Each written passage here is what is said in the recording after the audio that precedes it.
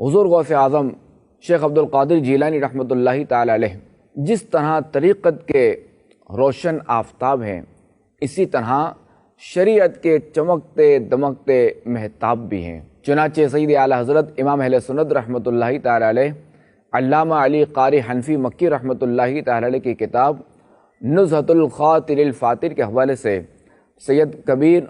قطب شہیر سیدنا احمد رفاعی رحمۃ اللہ تعالی علیہ کا ارشاد نقل فرماتے ہیں، شیخ عبد القادر جیلانی رحمۃ اللہ تعالی علیہ وہ ہیں کہ شریعت کا سمندر ان کے داہنے ہاتھ ہے اور حقیقت کا سمندر ان کے بائیں ہاتھ میں،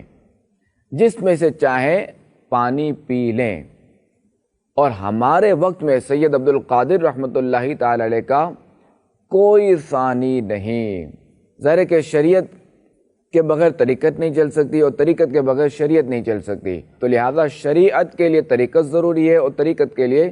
شریعت ضروری ہے، دونوں لازم و ملزوم ہیں کہ کسی بھی ایک کو چھوڑے بغیر نہیں ہو سکتا کچھ بھی۔ البتہ یہ ذہن میں رہے کہ شریعت جو ہے نا یہ جڑ ہے اور طریقت اس کی شاخ ہے۔ شیخ عبد القادر جیلانی رحمۃ اللہ تعالی علیہ علم کے سمندر تھے اور آپ کو علم فقہ، علم حدیث، علم تفسیر، علم نحو اور علم ادب وغیرہ علوم پر دسترس حاصل تھی۔ صاحب بہجت الاسرار حضرت علامہ نور الدین ابو الحسن علی شتنوفی رحمۃ اللہ تعالی علیہ بیان فرماتے ہیں کہ حضرت شیخ عبد القادر جیلانی رحمۃ اللہ تعالی علیہ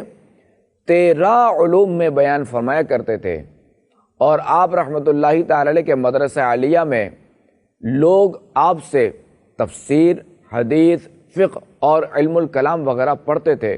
دوپہر سے پہلے اور بعد دونوں وقت لوگوں کو تفسیر، حدیث، فقہ، کلام، اصول نحو پڑھاتے تھے،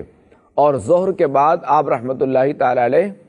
تجوید و قراءت کے ساتھ قرآن کریم پڑھایا کرتے تھے۔